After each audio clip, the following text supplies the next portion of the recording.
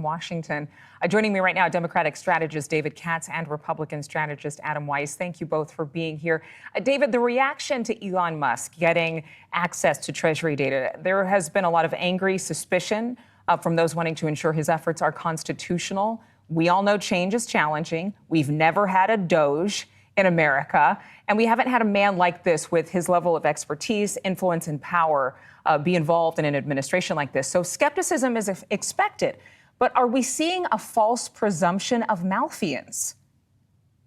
Well, I think that the federal judge wisely decided to, pause this access that Musk and these young minions of his were having to Treasury records. This is 1/5 of the U.S. economy that goes through these computers.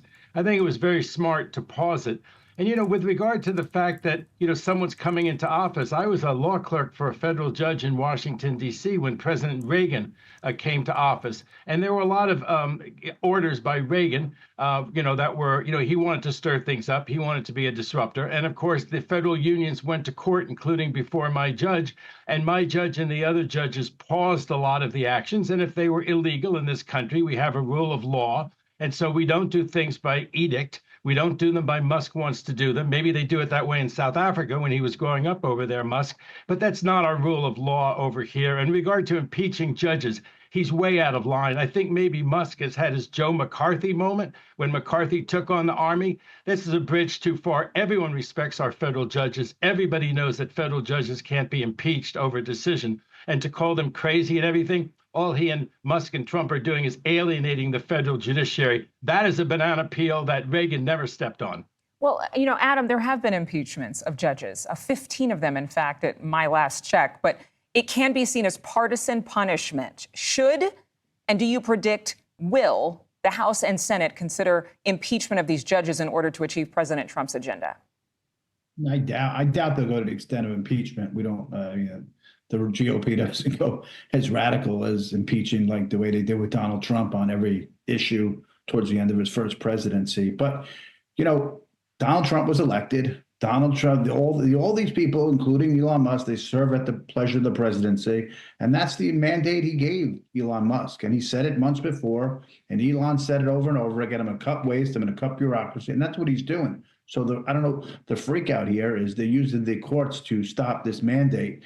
And hopefully that's not the same, games they played, manipulation they played during the first Trump administration, using the courts over and over again to stop, what should be simple administration policy. We have most beautiful buildings in Washington. People don't go to the office anymore. And they're offering 8 months. Either you get back to work or take this buyout. There's nothing wrong with that. Well, I want to talk about that, actually. But David, really quickly, another, tens of thousands of employees were being told have accepted this voluntary resignation with 8 months' pay. And so there's another federal judge expected to hold a hearing about whether there's a legal basis for this offer for those who refuse to return to in-office work. Let's listen. The efforts that this administration has taken are efforts to weaken the civil service. The whole thought behind removing due process rights of federal employees is about a loyalty test. So David, is a loyalty test wrong? If people want to stay, they can go to in-person work and go back to those beautiful buildings that Adam was speaking about. If there's a hardship, why not talk to the administration and get a hardship exemption? But it is a choice. They're not being forced to resign. Why has this become so controversial? Well, I think that this buyout on Monday was very hastily, provided to federal workers. It just arrived in their email box, and you could resign just by pushing resign. So some people, I think, did it too hastily. And I think that the federal judge will make sure that federal workers have time to really think about it. This is an important deliberative decision. They have months to decide to change their health plan. I think they should be given a few weeks to decide what to do with the rest of their careers. But I don't think it's remarkable that less than 3% of the federal employees, if they did this knowingly and not in haste, would want to leave the federal service. A lot of people want to retire. This would be early retirement. Some people want to do other things in life. But I think that the important thing about this to understand is that they have to there are issues besides when, Adrian, this goes into effect for these workers. It also, did Congress really specifically decide or appropriate money so that people could get 7 or 8 months of pay with doing no work? Is this really something that's been appropriated funds and that they can pay for? Is this a big bait and switch that Trump figures that, Democrat, he figures all the civil service are Democrats, and that's not true. It's full of Republicans, nonpartisan people. I don't think he's insinuating that everybody just want to do a good job, Adrian. They just want to do a good job. Well, I think they want to do a good job, but I think that, and Adam, I'll let you respond to this. There's cost-cutting processes in play. Obviously, they're trying to cut spending, but is this more about changing culture? Yeah, basically, we got to change the way we look at government. We've had a deficit for decades upon decades. We're in trillions of dollars in debt. We spend money for no reason. The private sector, nobody would be able to get, no business would ever, manage their payroll like this. So finally, this is what Trump ran on. This is what his mandate was.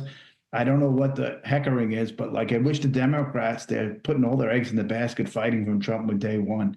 If they learned a little, it was back in Clinton when he got slaughtered from the GOP Congress. They once, I think it was 54 seats, and he came back, he became moderate, he negotiated, and he won big time the next time. The Democrats need to learn the lessons here, and they're not learning it at all. Sometimes it's better to come to a consensus and negotiate with your other side than just keep screaming and crying and hold the temper tantrums. Well, I think that it's going to be about people going back to the office, and that will not be politicized as much as, again, a change in mood around Washington and maybe the rest of the country to come back to some sense of normalcy. David Katz, Adam Weiss, thank you both for being here. We'll let the courts decide all the other matters, the experts there.